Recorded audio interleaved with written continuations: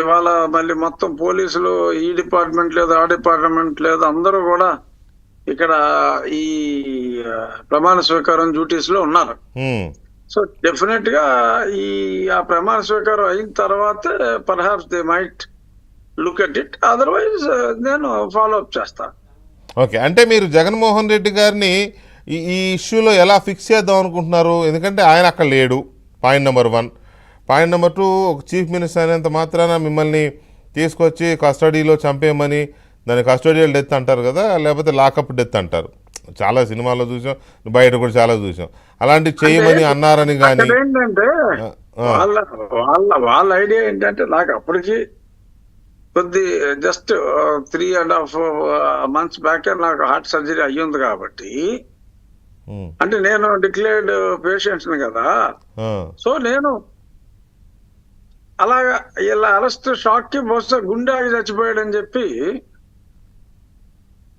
ఎలిపి అని నేను అనుకున్నాను. ఎందుకంటే నా గుండెల మీద దడేల మీద కూర్చున్నాడు, మంచం కూడా ఇరిగిపోయి, that evidence will be there.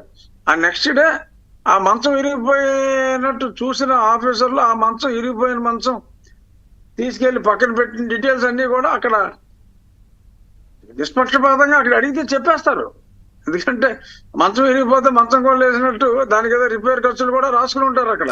అప్పుడు భజన చేసిన వాళ్ళు కూడా ఇప్పుడు తప్పక చెప్తారులే, ఇప్పుడు ఎందుకు వచ్చిన గోళని ఇప్పుడు నిజం చెప్తారు. అదే నిజమే చెప్తారు. అప్పుడు అబద్ధం చెప్పిన వాళ్ళు ఇప్పుడు నిజం చెప్తారు. ఎందుకంటే అది 100% చిన్న ఎంక్వైరీ జరిగితే అన్ని నిజాలు వచ్చేస్తాయండి. నాకు హార్ట్ సర్జరీ అయిందిరా బాబోయ్ అని చెప్పినా కూడా నా గుండెల మీద దడేలు మన కూర్చుని మంచం విరిగిపోయిందంటే ఇమాజిన్ ద ప్రెషర్. నేనేదో ఏదో కాస్త బలంగా దృఢంగా ఉన్నాను కాబట్టి బతికి బయటపడ్డానేమో కానీ వెంకటేశ్వర దయతో, otherwise they wanted to kill me by making it as a natural death due to my heart problem. Horrible. అయితే ఒక మాట చెప్పండి, సహజంగా పోలీసులు నిజానికి అలా చేయకూడదు, కానీ కస్టోడియల్ టార్చర్లు, 3rd డిగ్రీలు ఇలాంటి చేయడం మన సిఆర్పిసిలో అది విరుద్ధం. అయినా కూడా పోలీసులు ఏంటంటే ఈ నిందితులతో దోషులు, ఇది వేరు. ఇప్పుడు అలా కాదు వెంకటకృష్ణ గారు, నేను అనేది కరడు కట్టిన తీవ్రవాది ఎవడో ఏదో కొట్టేటప్పుడు పొరపాటున ఏదో అయింది అనుకుంటూ అదొక రకం. అవును, ఆమె పబ్లిక్ రిప్రజెంటేటివ్, మీ మీద నా మీద మోపి నేరం ఏంటి?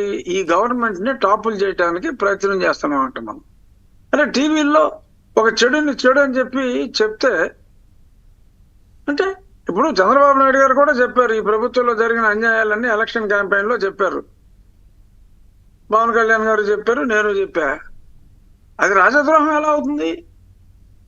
ఒక తప్పని చెప్తే అది రాజద్రోహం. అలాంటప్పుడు ఇంకా ఒకసారి రూలింగ్ పార్టీ వాడు, అపోజిషన్ పార్టీ వాడు రూలింగ్ పార్టీ చేసిన తప్పుల్ని రాజద్రోహంగా భావించి ఇలాగ జైల్లో పెట్టి చెత్తకొడేస్తే ఇంకా ప్రజాస్వామ్యం ఎందుకు? అదే అయితే నేను అనేది, మామూలుగా పోలీసులు నేను అది అనుభవిందే మీరు చెప్పారు, తీవ్రవాదులను లేకపోతే టెర్రరిస్టులను లేకపోతే ఈ చిన్న చితక దొంగలను తీసుకెళ్ళి నిజం చెప్పించడానికి కొడతారు, ఇంకా సీరియస్గా కొడతారు, ఇంకా సీరియస్గా కొడతారు, కొట్టే క్రమంలో లాకప్ డెత్లు అవుతూ ఉంటాయి. ఇదంతా ఓకే, అసలు మిమ్మల్ని కొట్టాల్సిన అవసరమే లేదు. ఒకవేళ మీ మీద ఎవరైనా కంప్లైంట్ ఇచ్చి ఉంటే మీకు నోటీస్ ఇచ్చి విచారణకు రమ్మనాలి. ఇదంతా ప్రాసెస్లో జరగలేదు, అర్ధాంతరంగా వచ్చే తూపారు. ఇదంతా పుట్టినరోజు నాడు అప్పటికప్పుడు అదే రోజు ఉదయం, అంటే ముందు నుంచి ప్లాన్ చేసుకుని, బట్ అఫీషియల్ గా ఆన్ పేపర్, ఎందుకంటే ముందే ఎఫ్ఐఆర్ కట్టాడు అనుకోండి, ఎఫ్ఐఆర్ డీటెయిల్స్ తెలుస్తాయి, మనం కోర్టుకి వెళ్తామని అప్పటికప్పుడే ఎఫ్ఐఆర్ కట్టినట్టు చూపెట్టి సువోమోటో ఆడే కంప్లైంట్, అమ్మ బాబోయ్ వీడేదో ప్రభుత్వాన్ని ఏదో చేస్తున్నాడు రా బాబోయ్ అని ఆడికి అనిపించిందంట. సునీల్ నాయక్ ఆడికి అనిపించి ఆడే సువోమోటో కంప్లైంట్ ఇచ్చి, ఏది కంప్లైంట్ ఆడే, ఎంక్వైరీ ఆడే. That is another ఫ్లా in the system.